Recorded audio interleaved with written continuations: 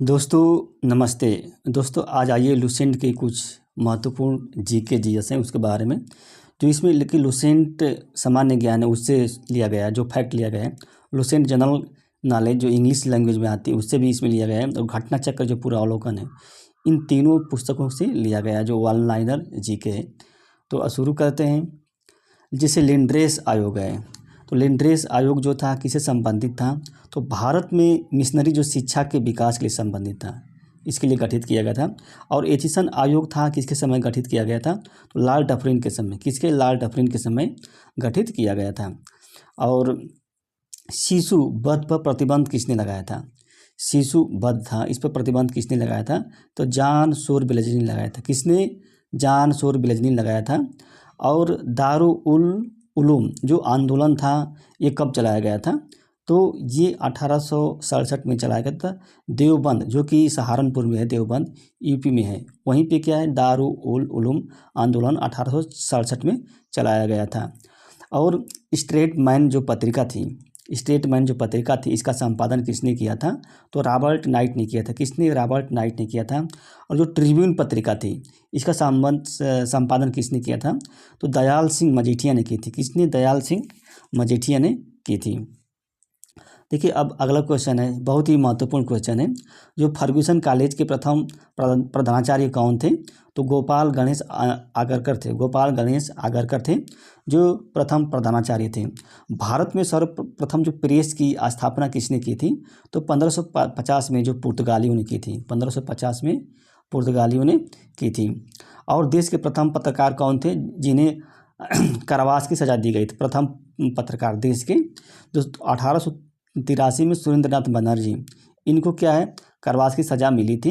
ये देश के प्रथम पत्रकार थे। और गुलामगिरी जो पुस्तक है ये किसने लिखी है? तो ज्योतिबा फुले ने गुलामगिरी पुस्तक लिखी है। गांव में आयोजित होने वाला कांग्रेस का प्रथम अधिवेशन कौन था?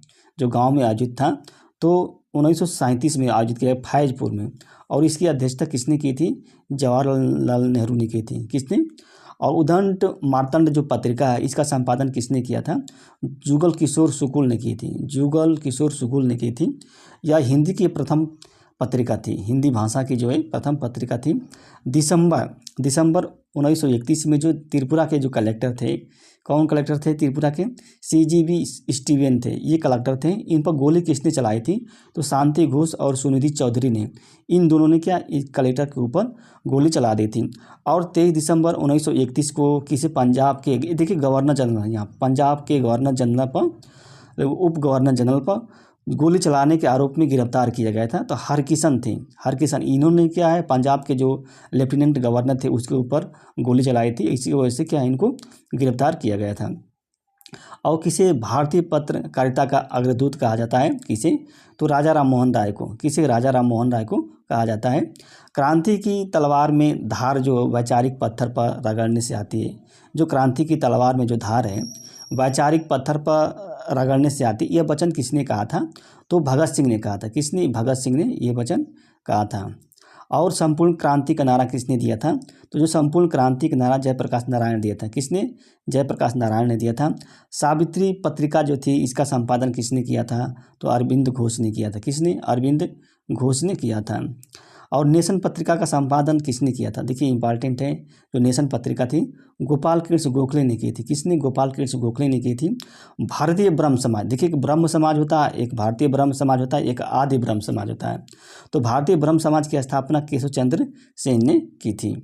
और सिटी कॉलेज ऑफ कलकत्ता, जो सिटी कॉलेज ऑफ कलकत्ता इसकी नींव किसने डाली थी? तो ब्रह्म समाज ने डाली थी। किसने? ब्रह्म समाज ने डाली थी। 1877 में जो कलकत्ता में हिंदू कॉलेज है उसकी स्थापना किसने की थी? तो डेविड हेयर ने की थी। 1817 में 1817 में तो डेविड हेयर ने क्या उस कॉलेज की स्थापना की थी। रॉबर्ट क्लाइव ने किसे बंगाल का उप दीवान नियुक्त किया था? रॉबर्ट क्लाइव ने तो उप दीवान क्या राजा सीताब राय को, राजा सीताब राय को बंगाल का उप दीवान नियुक्त किया था।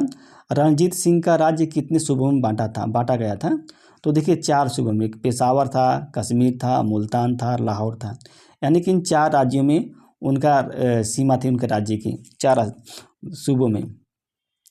और सिख सेनापति जो बंदा बहादुर था, इसके बचपन का क्या नाम था? जो लक्ष्मण दास था, लक्ष्मण दास था इनके बचपन का नाम। और बंदा बहादुर को किसने मौत के घाट उतार दिया था? तो मुग़ल बादशाह फारुखसियर, ये मुग़ल बादशाह फारुखसियर था जो बंदा बहादुर को मौत के घाट उतार दिया था। बंगाल का प्रथम गवर्नर जनरल कौन था? तो वारेन हेस्टिंग था। अब बंगाल का गवर्नर कौन था? प्रथम गवर्नर लॉर्ड क्लाइव था। और पूरे भारत का जो गवर्नर जनरल है वो लॉर्ड विलियम बेंटिंक है।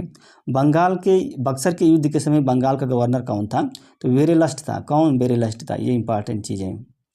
और बंगाल की राजधानी का क्रम क्या है? जैसे बंगाल जो राजधानी थी, पहले ढाका बनी थी, फिर उसके बाद मुर्शिदाबाद बनी थी, अंत में क्या है, मुंगेर बनी थी, जो बंगाल की राजधानी है। बक्सर के युद्ध में जो मुग़ल बादशाह था वो भाग लिया था? तो शाह आलम द्वितीय था। इसने क्या है, बक्सर के युद्ध में भाग लिया था।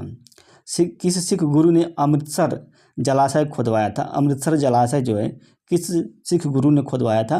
तो चौथे सिख गुरु रामदास, इन्होंने क्या है, अमृतसर जलाशय खुदवाया था। रणजीत सिंह और जो अंग्रेजों के मध्य जो अमृतसर की जो संधि हुई थी, अमृतसर की संधि, उसकी मध्यस्थता किसने की थी? तो चार्ल्स मेटकाफ ने की थी। चार्ल्स मेटकाफ ने की थी उसकी मध्यस्थता। किस धारा के अंतर्गत 1829 है, विलियम बेंटिंक ने सती प्रथा पर रोक लगा दी थी? तो धारा 17 के अंतर्गत। किसने? धारा 17 के अंतर्गत लॉर्ड विलियम बेंटिंक ने सती प्रथा पर रोक लगा दी। और किसने ठगी प्रथा को समाप्त कर दिया था? तो इस्लीमैन ने क्या, ठगी प्रथा को समाप्त कर दिया था। किसने सहायक संधि को स्वीकार नहीं किए थे? कौन सा जो प्रांत क्षेत्र था, क्षेत्रीय राज्य था? तो इंदौर के होलकरों ने क्या, सहायक संधि को स्वीकार नहीं किए थे। किसके शासनकाल में जो शिशुवध है, उसको शिशुवध को बाकी हत्या की तरह मानते हुए दंड का प्रावधान किया गया? उसमें गवर्नर जनरल कौन था? तो लॉर्ड वेलेस्ली था। लॉर्ड वेलेस्ली था, ये कल का वो बंगाल का गवर्नर था। उसी समय क्या, शिशुवध के हत्या अगर कोई करता है तो उस पर भी पेनाल्टी लगाई जाती थी, दंड लगाया जाता था। और